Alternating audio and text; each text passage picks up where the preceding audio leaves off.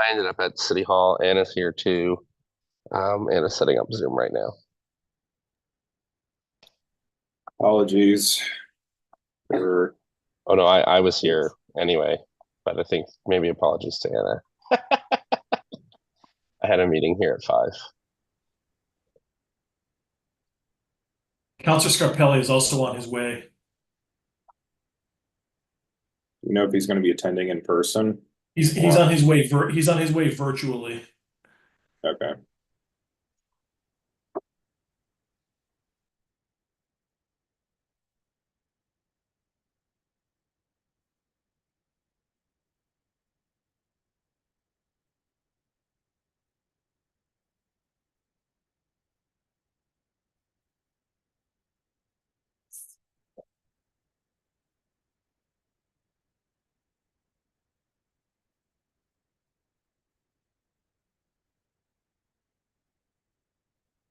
Let me know if yep.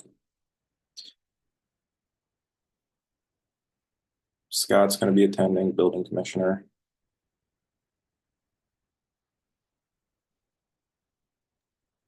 I don't know the answer to that question.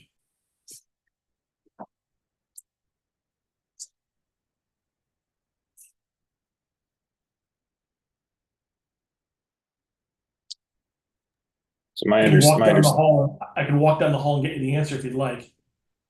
my understanding was that he had some recommendations for changing some stuff about the green score to make it not conflict with the building code. But if we already have that written down somewhere, so that it could be amended during the meeting, then that would be fine too. He has them. Sorry, he sent them to Paula. Paula's going to present them. Okay, cool. And I have already all the modifications in. Okay, just as long as you know what's happening. Adam, any word on when Counselor Scarpelli is going to show up? Or did he give you any indication of that? I know that he was logged in a minute ago, but I will text him. You have a quorum, I believe. So you can start regardless. All right, let's do that. So welcome to the Planning and Permitting Committee of November 13th, 2024. During this meeting, we are going to go over mainly the proposed green score zoning ordinance. At the end of the meeting, we will have a short presentation, very short, on the Salem Street corridor, which is going to be coming up at the next regular meeting of the City Council. Just as a reminder, if you would like to be recognized and speak, please raise your hand on Zoom first, and I'll recognize you. But the goal of this meeting is to refer out the green score by the end of it for the regular City Council meeting next week. And with that being said, I will turn it over to Paula, unless any of my colleagues on City Council have anything they'd like to say first. Feel free to raise your hand really quickly. Oh, Adam? Mr. Chair, I need to call, because this is on Zoom, I need to do a roll call. Oh, okay, sorry, I thought that. That's all right. And all the vote, any votes you take tonight also have to be roll call because this is a Zoom meeting. Okay, sorry, that was. That's okay, don't worry about it. Yep. Nope, don't worry about it. Go and take a poll. Okay. President Bears. present. Councilor Callahan. Present. Councilor actually, Chair Lemming, I'm going to call last, sorry. Councilor Scarpelli, I know he's on his way. I will mark him present and let you know when he shows up. Vice President Collins. She is absent. Okay. And then Chair Lemming. Present. Great. Good to go. Thank you. So, do any of my colleagues on City Council have anything they'd like to say first? No? All right. In that case, Paula, take it away. Thank you, Mr. Chair. So I'm here representing Innes Associates. I'm the senior planner and designer from Innes Associates, and I'm also with my colleague Jimmy Rocha. And I'm going to start presenting the Green Score document. Let's see. Are you able to share? Yes, I am. So I'm going to go by sections. I will do only the outline and just point important things. I have some comments from the building commissioner, and they have been also included in here, and I will mention every time that I have something that has been modified from the one that we sent by the comments from the building commissioner. First thing that I want to say is that the Green Score, we will review it several times. We are doing this, we are going forward with each of the districts that we are going to study and analyze. So for the moment, we only have here the districts of the Mystic Avenue corridor that we have implemented in the previous meeting. So this we will go back and forth every time that we have a new district, because we will implement and amend the Green Score with this new district values. And we will also review the site plan review, so we will go back as well to amend that. So what I want to make everyone very clear is that we will review this several times for the next year. So all that you see here is not set in stone. We can still mold it as we think it should be. So the purpose of the Green Score, or I will start with what the Green Score is an environmental zoning regulation that will establish a set of standards for the landscape and the site design. So that being said, what it does is that we want to provide flexibility in these performance standards, and we will see how we want environmental functional landscapes. And what we have done is, with this tool, we can approach the different goals that have been set in the Climate Action and Adaptation Plan that was released in the 2022. With this is improving flood resilience, heat mitigation, storm infiltration, water and air soil quality improvement. So all these things are being tackled by the Green Score. Also, it offers a lot of free ecosystem services, including the mitigation of pollution, shade, energy savings, recreational opportunity, and also important enhanced property values and quality of life. So this is something that I wanted to read to be very clear on this. Sorry for this. And then I will go quite faster from this. In the overview, we give a definition. We explain and present that this is a landscape elements menu. So this is a menu of landscape elements that what gives is a lot of flexibility for developers to choose which ones are best and fit best their projects. So they don't have to use all these landscape elements, just the ones that they need to get to the minimum score. Now, each of these landscape elements has a different value, and this value is given according to what is their standard performance, environmental performance. Meaning, if they are better doing their job, they are going to have a higher value. And what we call this value is multiplier, and we will see it later on. So what is the applicability, where this is going to where it's going to work, when it's going to have to go through Green Score. So every new principal building or major renovation, and there are two things. One is the one that is located on the FEMA areas, and I will explain a bit this further. And second, if it has to go through site plan review. So if we have these two conditions, or only the site plan review, then it has to go through Green Score. this is one of the modifications that we did according to the building commissioner comments. And we just wanted to specify that when we refer to FEMA areas, we are asking for both zonings. So the zone AE that has this 1% annual chance flood and hazard, and the zone X that is the 0.2%. And so basically what we have is any new development, we have to make two questions. And the first is it located in a FEMA area? Yes, then it has to go through green score. No, then we do the next question is, does it go through site plan review? Yes, then it goes through green score. No, then we have other environmental standards.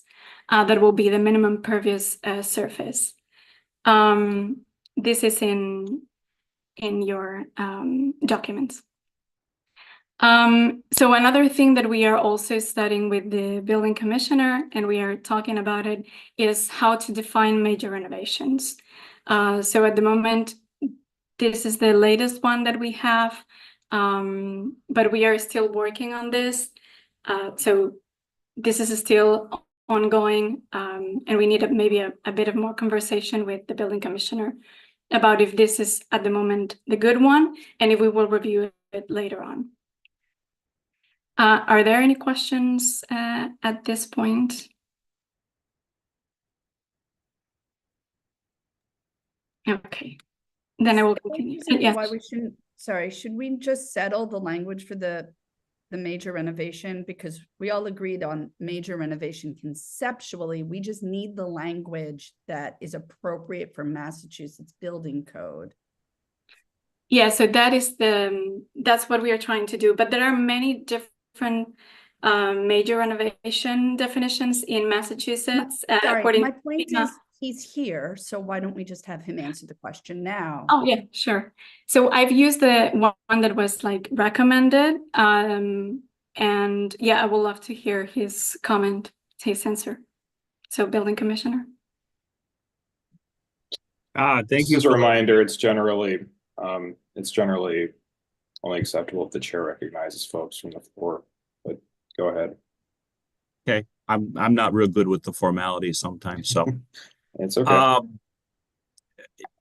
Two comments. The FEMA National Flood Hazard Area would like to see that designated by the X and the AEs, because that's how surveys are going to come in. X and the AEs are not going to be that specific language. So that gives us a basis to fall back on X and AE. I think we have some A zones too.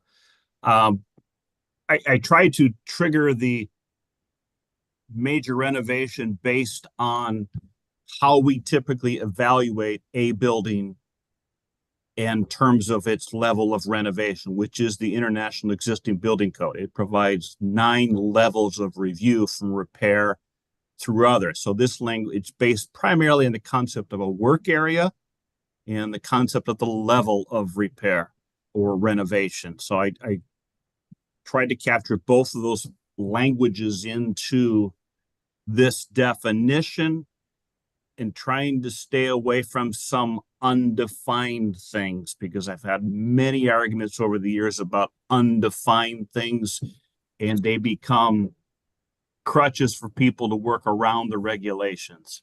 So I don't want to give us to have to think any more than we have to, and stick with something we can refer to for further clarification if I need to dig into it. And that's where this comes from. It's right out of the building code. Paula? Yes, thank you, Mr. Chair.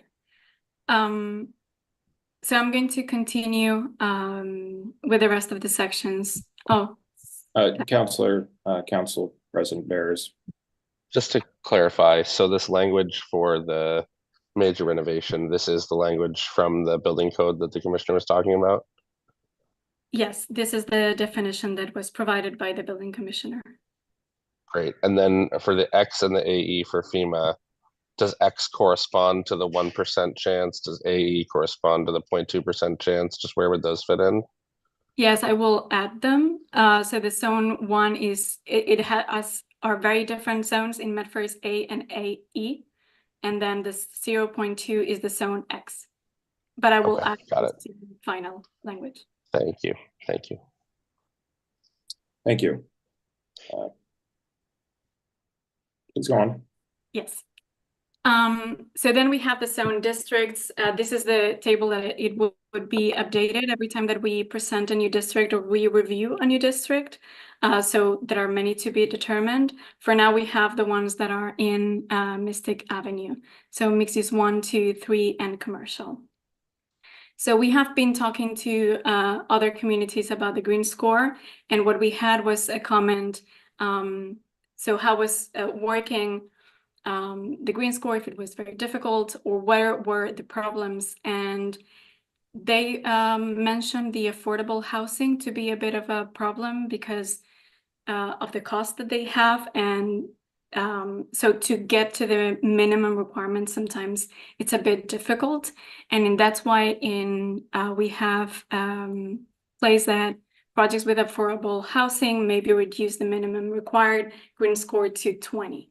This is something that we will continue to work on, and especially whenever we have other districts that are more residential or that will have more affordable housing, we will look into it more because we will start to have different numbers. And so the 20 might not be the one that will fit. So maybe we have a percentage reduction, but this is what we have at the moment. And that's why we have it in this way.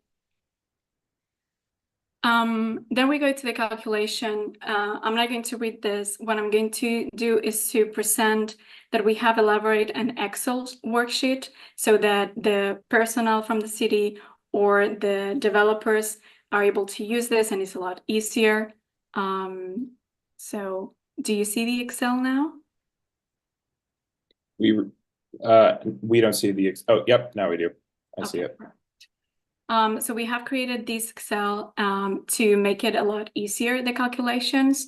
And we have some instructions in order to where you need to fill the numbers and what you need to do. We also created comments in each of the cells. So if they have a red triangle and you hover over it, you see extra information about different requirements and standards that they have. And then we have the final score will appear automatically. So all these calculations are, you can enter new ones, and then the calculations we immediately update. So these will be also one of the deliverables that they will need to hand in. There are also different requirements. That is, for example, that the E elements, which is the permeable paving, and the F, which is at the moment enhanced street growth systems, these can only be, the sum of these two need to be less than 1/3. And that's something that will appear here and will pop out if it's more than the 30%, 33%. And so it's not, it cannot work. So it's all prepared so that city staff and also the developers, well, it's easier to do these calculations. So going back. So we have then is the list, the table of all the landscape elements by categories. And as I said, you see their multiplier, their value according to how good they do their job. Vegetated walls, permeable paving. Then we have the table of equivalency because all the plans needs to be calculated in an equivalent square feet. So it's easier to do these calculations. It's also here, but this is done directly into the Excel worksheet. So we don't have to worry about this, but it's there. And we also have all the bonus that we can sum in our calculations. And are also on the Excel. Something that is important for the calculation is to know that we can stack a lot of these elements. So in the same area, you have the soil depth that you take into account, you have the ground covers that you also take into account and sum the credit, and then all the shrubs and trees that are on the same area can count. For example, with the green roofs, you will count not the soil and the ground cover. That is like a package that goes with the value itself, but you can count all the trees and all the shrubs that you're going to implement, that you're going to plant on top. So it's interesting, it's important to know that a lot of these elements are stackable. And so it's easier to reach the minimum. And then we have a lot of different standards. First, we start with the general that apply to all of the green, all of the landscape elements. And then we go into more specific.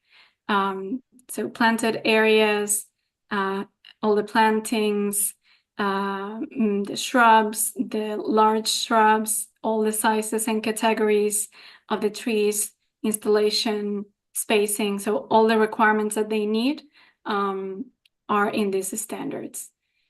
I'm not going to go through them. If you have any questions, let me know.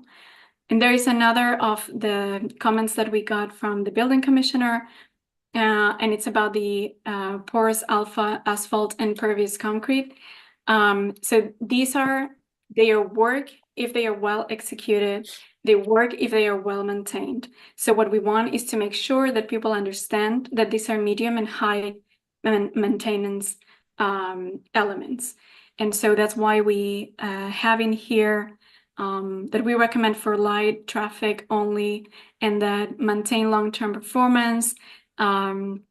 It is recommended that the surface infiltration rates be inspected annually during rain events to observe that any changes of effectiveness in infiltrating the stormwater, and also to remove any soil debris that prevent the clogging of the pavement. So it's recommended that the porous asphalt pavements be vacuumed 2 to 4 times a year or power washed. So we wanted to keep this in the standard so that it's clear that these are a bit more highly maintenance.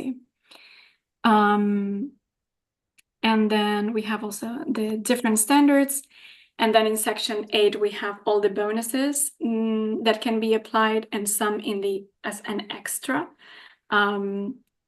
So for example, the landscape that consists of native adaptive non-invasive plant species, if the 50% of the annual irrigation are met using harvest rainwater, if the landscaping is visible from adjacent public right-of-way or public open spaces, this is a very easy one to get, or if it's food cultivation. So certain standards as well for those bonuses.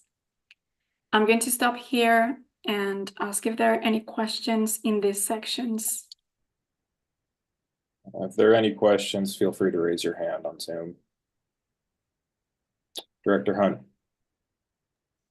Thank you. Thank you, Paula. I just wanted to clarify something. When you were going through the part about underzoned districts, there's an asterisk that projects with affordable housing may reduce the minimum required green score to 20. I thought from our conversations, we were saying that projects that are 100% affordable would reduce the green score to 20, because we're requiring that any project with 10 or more units have at least 1 unit of affordable housing.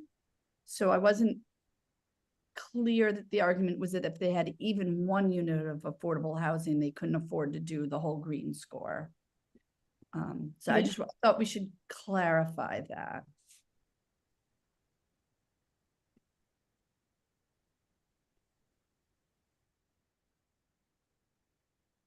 Yes, that's a very good point. And it should be something that is more than the minimum at least. So we will need to figure it out how much is that minimum, or if it's 100% affordable housing.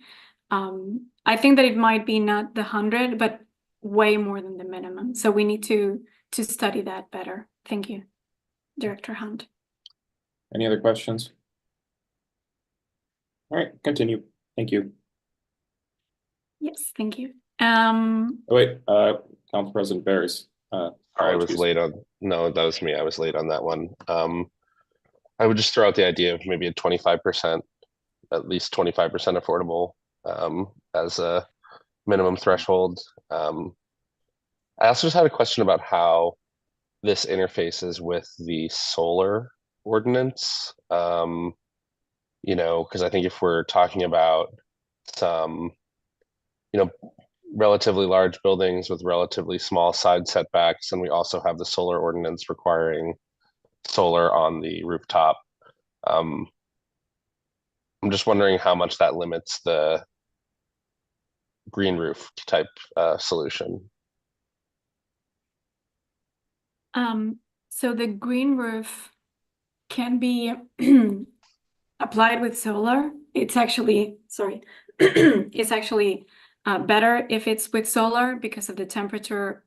It's Okay. lowering the temperature that it needs and it doesn't overheat. Maybe we can do later on if it's when we study the communal solar approach, and that we can see if that is also getting less of the green score, some kind of percentage reduction as affordability. I think that these are things that we will come back later when we do the final cleaning and see better if they do, if it's a project that does something for the community, how can we reduce it so that we don't step over and the projects that we want to happen, don't stop them because of green score. So Yeah. these are things that we are hearing, and we will consider it whenever we do these other pieces. Great, thank you. All right. Thank you. Keep going. Yes. And so now I will go to the, sorry, the last amendments, and these are the amendment sections that we do for the site plan review. So we will need to modify the requirements because now we are also asking requirements for the green score. So this is about all the deliverables that need to be also handed in order to review the green score and that everything is according as it should. So all these plans need to be prepared by a registered architect, landscape architect, or professional engineer, and they need to do all this following information.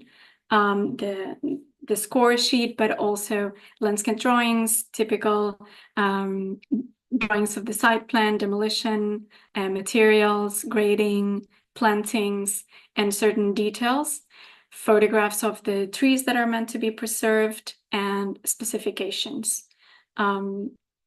And then we will also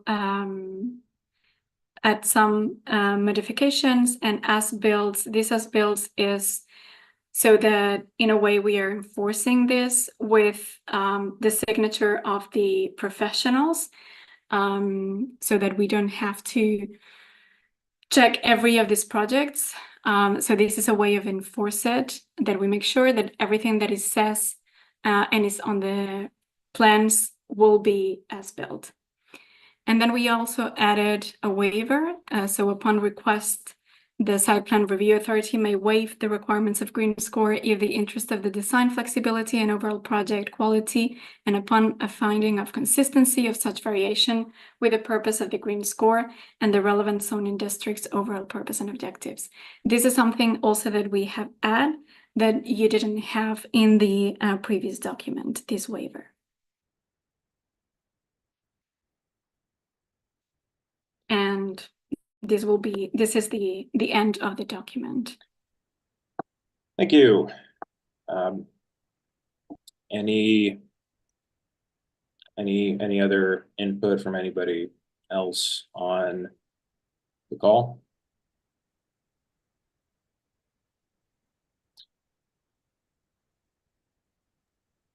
Councilor Callahan. I just appreciate all the work. It's very thorough. Thanks so much for adding in things that like vegetative walls, remembering suggestions that we made quite a while ago. So really appreciate the work. Thank you. All right. Mr. Commissioner. Yep. I just asked you to unmute. Thank you. Thank you. I guess the question I have is, knowing that building schedules and planting schedules don't often come together, is there anything that should be built into this to address that issue of a project ends up in November, but it's not time to complete the plantings, and how do we address that?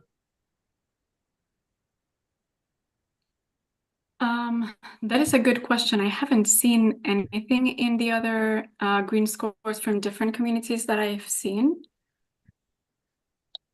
Director Hunt, or, sorry, I might have mistaken that pause as a No, no, it's okay. Yeah.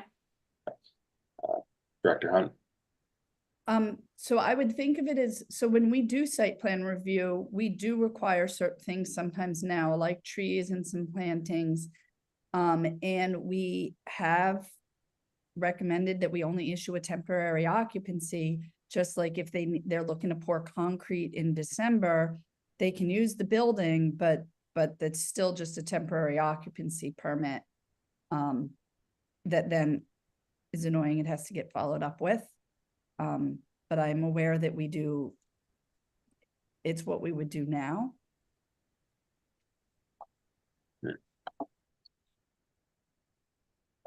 Scott, In my experience, we've often sought bonds to cover that. Temporary occupancy permits are not the catch-all tool you'd like them to be. They're a little tricky sometimes, especially the longer they go on. We're not really supposed to be issuing them for potentially 4 to 6 months if we're between seasons, and they're not as enforceable as one would love them to be. Because I really don't want to come back 4 months later and try to revoke somebody's occupancy on a project for plantings. It's going to go over very poorly. It's up to the planning board, I suppose, but bonds or other things are the type of mechanisms that carry more teeth.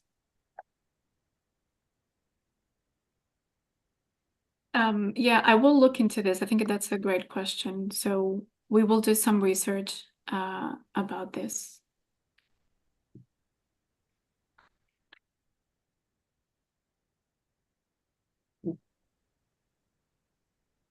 all right. So, Council President Bears. Thanks. And on that front, I think it seems like we're kind of getting this in the framework in, and there's just a couple things that we're going to work through as we adopt more districts and we're able to do the research on the community solar. But I just was wondering, maybe it's a question for Paula looking at other ordinances, or maybe a question for the building commissioner. Are there other places or other zoning requirements where we use the same approach that you described, Mr. Commissioner, with the bond question versus a temporary occupancy permit? Scott. I'm not aware of any off the top of my head. I just know that in my experience, bonds carry more strength because they ultimately carry the idea that if you can't perform, we will perform for you. And it's not uncommon for developers at the end to get a little light in the budget to complete their work. So I just don't want to be in a position of having to try to revoke somebody's occupancy, which means I have to shut a business down over landscape plantings and green score compliance. It's definitely very awkward and probably doesn't a great idea. Whereas if they have a cash bond out there, they're in a different position. And if I may, Mr. Chair, Go ahead. it sounds to me like the concern is if they finish up in November, they're not doing plantings till the spring. If they already have all the permits and approvals they need from the city, maybe they just never follow through with their landscaping plan. Is that essentially the concern we're trying to correct for? Yes, and I just think if that's a route you want to go to ensure a conformance, it wouldn't be bad to try to build it into the ordinance so they're aware of that as a condition for completing it. It's just a common thing with landscaping. Got it. Thank you. Planner Evans. Thank you. Yeah, I was just gonna say that I don't really see the difference between compliance with green score and compliance with approved landscaping on plans, because they shouldn't be getting final COs if they haven't complied with that. I think bonds are fine. I think the issue with bonds is if they don't follow through, that it's often more expensive for the city to do the work than it is for the private developer. So the bond, I think, would have to be, there'd have to be some multiplier that, like, in effect, so that we make sure that the bond is actually worth what it would take for the city to hire someone to do the work. And then how do we, or is it just we'll keep your money kind of threat? Mr. Commissioner? Again, it usually is a multiplier. Considering that fact, it also becomes, landscaping becomes a, things die over the winter that might get planted. You kind of need a longer period of warranty and coverage and timing than you do for the building. And as KP Law will tell you, by law, I get a little bit constrained about holding occupancy for things outside the basic building. It becomes contentious and also something they can go to other authorities to override me. So I just want to make sure we're taking it the best way you can and putting something in the language that tells people that information. You don't have to put it in language, I guess, but it just seems like a good idea to me. Personally, I'm thinking that a lot of these points can be, I mean, a lot of these do seem to be relatively minor changes at this point. And I'm sorry, I was looking at Zach to see if, and I think that this is likely subject to the building commissioner's previous changes. This is that he recommended. This is still likely able to be referred to regular council, and if they're and if Inez and the planning department of the building commissioner do come up with any recommendations over the next week, we could incorporate those during the regular meeting. Council President Bears. Yeah, they could also be incorporated during the CD board hearing. Yeah.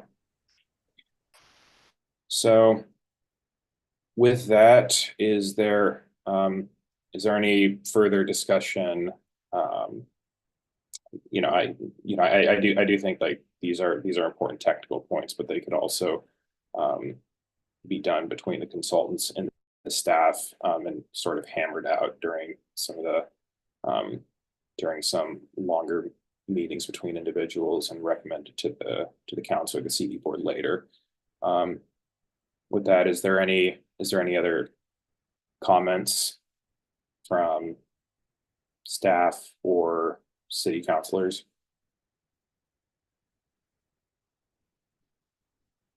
No. Do we have any motions on the floor?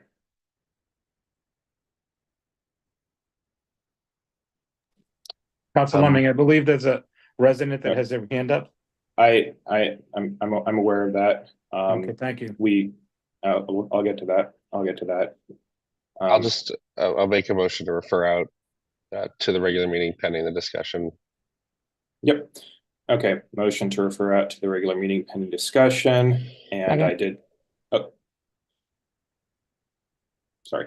Do we have a second on that? That was me seconding. Thank you.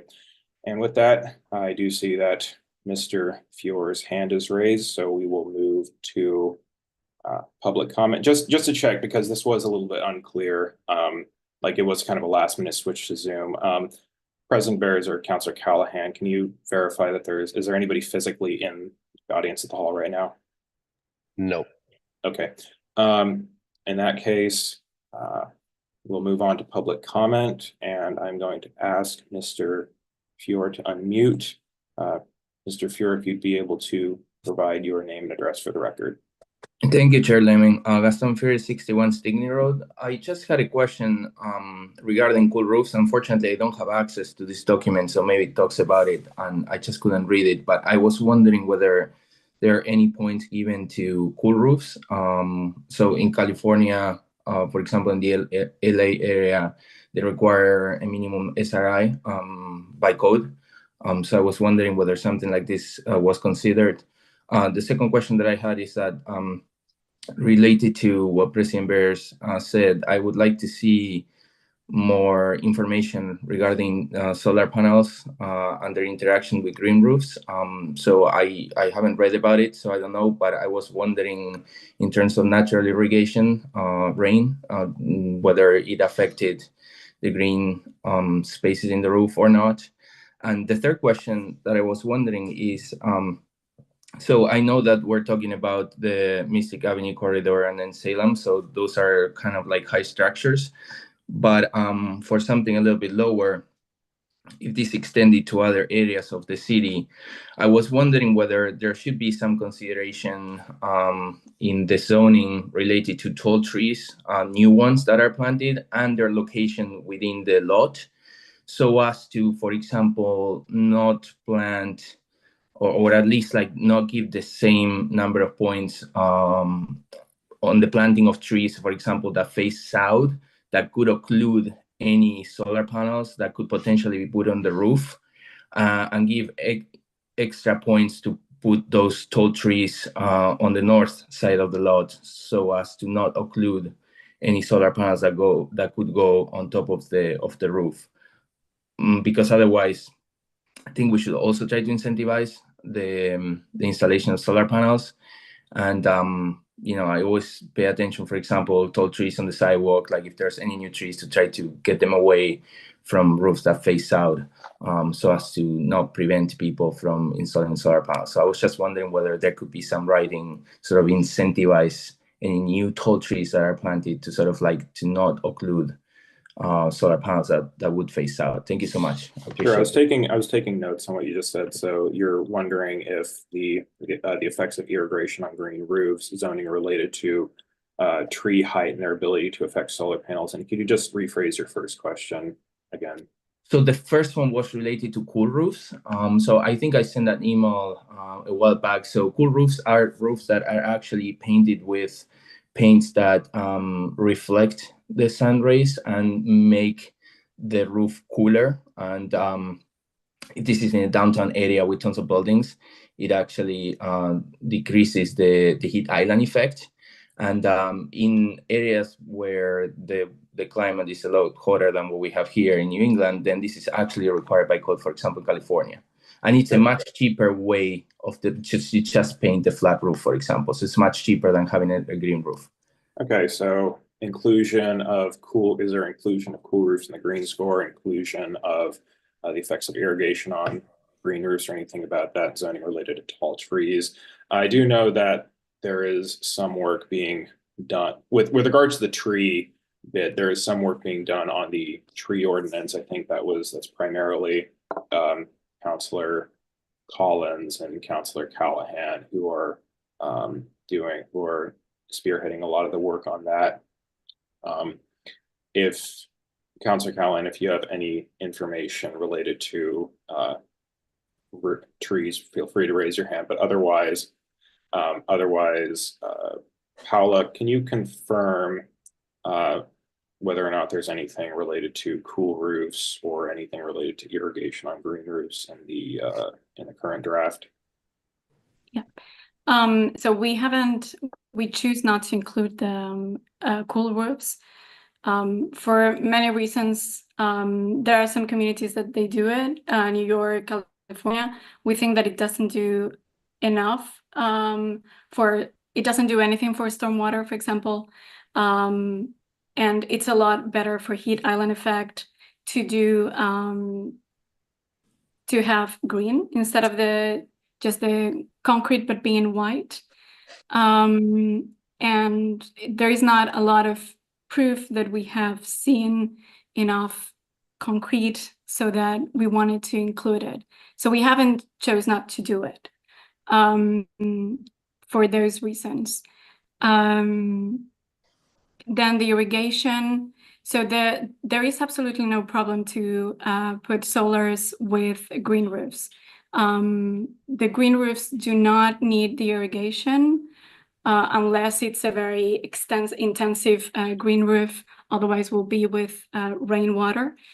And it is very much appreciated because then they reduce the the temperature in the environment where the solar panels are, so they don't overheat and they are maintained to the perfect temperature so that they are more effective. So they are actually in many places. There are many studies that reflect this. So, and I want to really stress that this is for the heat mitigation, but also stormwater, for quality of water and functional landscapes. So that give us a lot of other free ecosystems services. And so the elements that we have in here are always treating several of these issues. That's why the cool roofs were not admitted. And then the tree location, I think that landscapers should know exactly where it should be. And if that project has solar panels, they should be very aware of where they should locate those trees so that it's as effective as possible. If it's public trees, then that will go through the tree ordinance, yes. All right, thank you, Paula. I think that Thank you, provided, appreciate that. Thank you. All right, and I'm not seeing any other folks here for public comment, so Council President Bears. Thanks. I just wanted to note, Alicia and I both posted some links to the documents. Apologies that they weren't up on the council portal. They went up, we got them after the agenda went up online, so I forgot to upload them, but I just uploaded them. And I think Alicia beat me to it and had them uploaded to the city website before this meeting. So I also emailed it to Mr. Fuhr during his public comment, so I feel like we just really rushed to get those documents all at the same time. So there's Director Hunt. I just wanted to ask a clarifying question. Paula, the version that you were reading from tonight, was that exactly the same as what's up on the city's website and the council has? And if not, can you send it and we'll upload the current most updated version? I just wanted to make sure that it was the exact same version.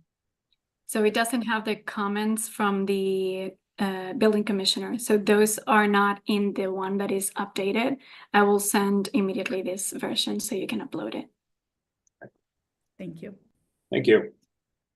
All right, we have a motion on the floor.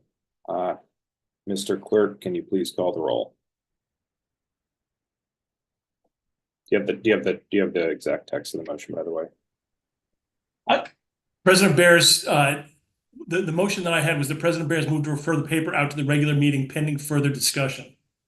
you can take the pending for the discussion part out. We had it. I just wanted to make sure we didn't do it until we heard from the public. And I have a second from Councilor Callahan on that. Great. Here comes the roll call. President Bears. Yes. Callahan. Yes. Vice President Collins is absent. Councilor Scarpelli. Yes. Chair Lemming. Yes, for yes, 1 absent, the motion passes. The chair is referred out to the regular meeting. And the other item on the agenda is just a very quick update on the Salem Street corridor. Is that Paula as well who had that update? Yes, I will just talk. I will just say what the updates are. So we are working on the Salem Street. So now that we have Mystic Avenue, we will use some of those districts, the ones that fit Salem Street, like mixed use 1 and 2. And we will study which uses might be added or taken out. So we will modify the dimension standards that are needed. So we are looking into all of that. The structure will be very similar to the Mystic Avenues zoning. And what we are looking at is Salem Street is a different hierarchy from Mystic. It's more of a neighborhood kind of feeling. So we are adapting those districts to this smaller scale of this more neighborhood kind of directed zoning. So we are updating those, and we will present it in the next meeting. Wonderful, thank you. Councilor Scarpelli. Thank you, Chair Lemming. I appreciate all the hard work we're doing, and I know that I sound like a broken record, but I know as we move forward with, I know Director Hunt's on as well. I know I've read what we tried to. We originally, when we first started this process with the RFP for the zoning consultant, and making sure that we brought these steps to the neighborhoods and to the communities that we're rezoning step by step. That's something I thought the former council really stressed. And I think that it would help with, we can see lately a lot of misinformation going out, and making sure that the right information goes out and going into those neighborhoods. I know that one of the biggest concerns that I keep hearing is that, Salem Street is being rezoned for 12 stories. Now, I know we're saying no, but you have people out there that are spinning a dialogue. So we have to make sure that, I know that one thing that we asked for in the RFP when Ennis applied for it was a comprehensive plan for meeting with the community. And I know that we've said that we've had multiple meetings with in this setting, and I don't disagree, but again, I really would recommend that we look at that process and bring it to the neighborhoods, where the neighborhoods can really share what they want their neighborhood to look like. I think, like we've talked about, when we rezoned many as a department head in Somerville, I was directly involved in the rezoning of different areas in the community, where we used this example back a few years ago, why we thought it was so important, Chair Lemming, that we had different city departments like recreation, police, fire, DPW, where as you put these plans out and these zoning reforms out, that people really felt that they were part of the process, and they were helping design what their neighborhoods wanted to look like. So you can tell me I'm wrong, but I really would stress that we could follow through with that in the future. So thank you. Thank you, Councilor Scarpelli. Council President Bears. Thank you. Yeah, and we definitely, I hear what you're saying, George, and we've had some discussions about how we're going to get the word out going forward. I think the first thing to say is that for Salem Street, the next meeting we're going to discuss this is going to be December 11th, and the plan is to get that out through all the different city channels, an announcement, and save the date for that community meeting, digital flyer, and I believe we're going to work on a robocall for that meeting. And then for the meetings from January through May, the plan is to put together a full release and web page that talks about different neighborhoods that we're going to be talking about each month. And my goal is also to have, hopefully, along with that, the meeting dates, and get those out a month in advance, and do the follow-up of the announcement, the flyer, putting it out in the city newsletter and the planning newsletter, and doing a robocall to those neighborhoods in advance of the meetings, so that we can get that message out more clearly. So we talked about that after our last meeting, and we want to just get that a little cleaner and tighter, so that folks know a little more in advance, and that we have the all of the different city outreach tools at our disposal are used to reach folks about those meetings. That's you. that, if I can, Mr. Chair. No. Well, sorry, we went over ground rules at the beginning. Raise hand, and then I saw that Director Hunt raised her hand, and so then I'll. Alicia, did you have a? Okay, Councilor Scarpelli. Apologize that I missed the beginning of the meeting, but as a sitting city council, I'll say again, my input is a piece that's coming from our community, and I appreciate Council Bears for expanding on those efforts. I think that's a great effort, and that's something that, going back to those residents that have reached out to me and let them know that that's coming down the line, I think that's going to be super helpful as we move forward to make sure everybody feels like they're part of the process. So thank you very much for your leadership on that. Thank you, Councilor Scarpelli. Director Hunt. Thank you. I just thought I should follow up because we've been moving some of this forward.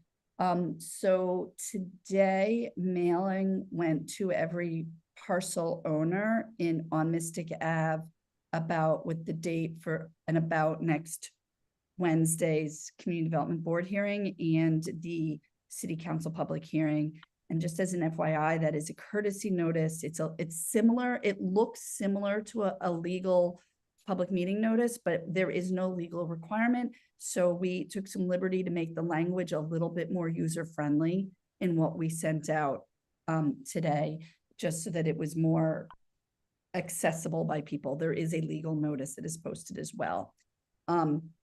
So that went in the paper mail today. And then I met with Steve Smirty, our Director of Communications today, about doing a big press release that would talk about, frankly, that we're implementing the comprehensive plan with these zoning updates that would list the 20th, the meetings on Mystic Ave, would list the dates that we're planning to have the Salem Street here, and then would have the calendar of what topics we're looking at for what months, based on the most recent update email exchange I had with Committee Chair Collins on this. So I am hoping that we can actually get that press release out in the next day or two, so that, and it'll then be emphasized everywhere else. As much as I like the idea of going into the neighborhoods and all, I have to say this, Somerville Planning Department has literally 7 times the staff we have. They have 70 employees in that department and we have 10. So we try to do outreach. We're trying to do communications with it, but we don't have the bandwidth that a community that has double our city budget and 10 times, literally 10 times the staff in the planning office. So we're trying to do what we can with the resources we have. Thank you, Director Hunt. Councilor Scarpelli.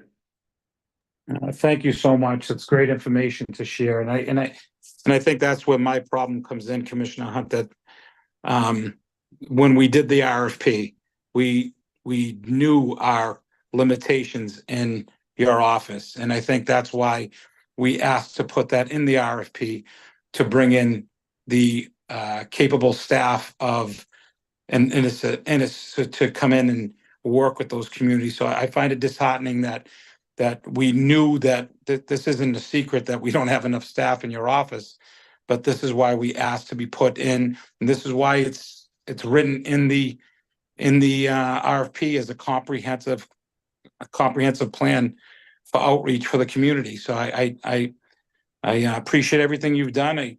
Way more than what we talked about the last couple of weeks, and it's so important. But again, I'm going to implore that we find a way to go into the neighborhoods. I just don't, everybody has to have an opportunity to get involved. And like I said, I appreciate what Council Bears is doing. I appreciate what your response was and how we're trying to get the information out. But believe it or not, there's still a big gap between the people that would make an effort to come into their community, into their neighborhood, to talk about what their visions are, to share those. So again, I know our limitations, but again, I revert back to our RFP where it says that it was, and we were pretty clear when we started talking about the RFP as a council, that this is the vision why. And to all due respect, we all agreed. I didn't think one person didn't agree that this is the type of format that we need to go into the neighborhood. So I apologize to be a Debbie Downer, especially with some of the good information that we've heard tonight to get the information out. But I'm sorry, I still think it's not what we asked for. So thank you. Thank you, Councilor Scarpelli. Do we have any motions on the floor?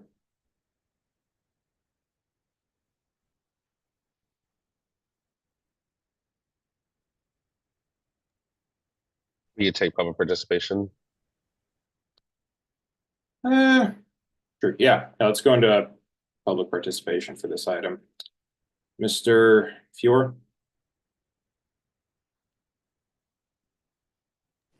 Yeah, sorry, Mr. Chair. Gaston Fury, 61 Stigney Road. I just wanted to ask whether there was any thought about having community volunteers. I don't live in any of these two corridors, but I would still try to volunteer sometime to sort of do the outreach. I know it would be better to find residents that live in these two areas, but I mean, I love participating in what's going on in the city, and then I can substitute like a city council meeting here and there, and just like do some of this outreach. So I was wondering whether there was any effort done into finding sort of community volunteers that could be engaged, come to these meetings, actually learn the facts, and then go and talk to their community, talk to their neighbors. Since they live there, they will be even better than having someone from the city that they don't regularly interact with, and converse with their neighbors about what's going on in some of these meetings. I was just wondering whether this was discussed or whether this could be discussed in the future, either for this zoning changes or for some other zoning changes in the future. Thank you so much. Well, the city does have a number of folks who volunteer in certain service of it. Usually they're on boards for those sorts of volunteer positions. So I was on the CPA. So the city does utilize volunteers for a lot of different tasks. I don't know if we've utilized them for that one specifically, but Council President Bears. Yeah, I don't think we have kind of like a neighborhoods program per se, and I'm not sure what the capacity would be to coordinate that with the communications officer, the community relations staff. But I mean, I think at the very least, something we could try to do is also share this information out through the community liaisons, and they might have through the health department, they might have some grounding in different neighborhoods of the city. But yeah, I don't know what the mayor's team in community relations and constituent services has in terms of volunteers around like a neighborhood program. Yeah, no, that the community liaisons, I think, is a very good point. So those are folks that are probably most similar to what Mr. Fior was just talking about. But you're right in terms of just strictly location based. I'm not sure if we have one of those. Paula. Just to clarify, so what we're doing is not a comprehensive plan. We are building on the comprehensive plan that was done 2 years ago with 2 years of, or something like that had 2 years of participation and a lot of discussions with the neighborhoods. So what we're doing is updating those things that were raised by all the residents. We are building on that, taking that and doing the update on the zoning.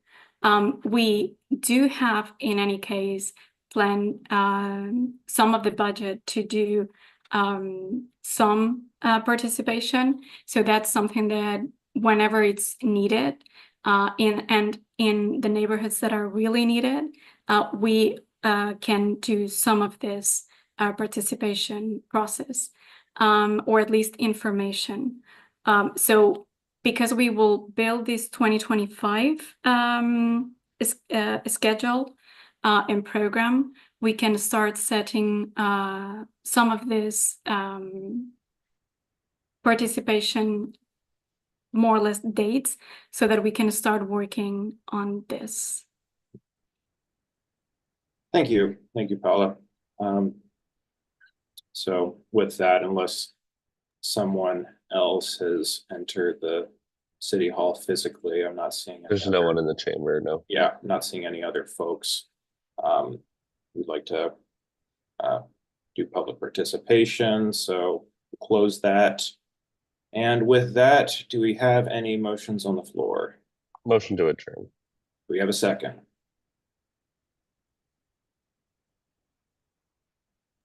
Second. Thank you. On the motion to adjourn by Council President Barry, second by Councilor Callahan, Mr. Clerk, please call the roll.